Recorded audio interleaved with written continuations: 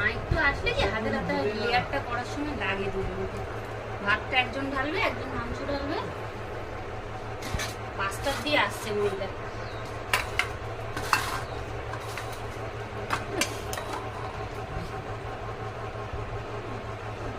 আচ্ছা না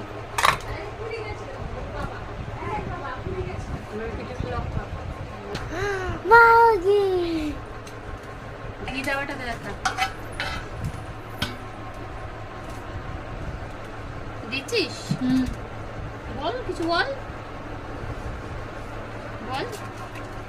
এখন সবার ফার্স্টে ঘিটা ঢালা হলো, তারপর হ্যালো ফ্রেন্ডস, আজকে রাখি বন্ধন উপলক্ষে আমাদের বাড়িতে না কাটতে হবে না, আমাদের বাড়িতে সব ভাইয়েরা বোনেরা এসছে, সেই উপলক্ষে আজকে বিরিয়ানি হচ্ছে।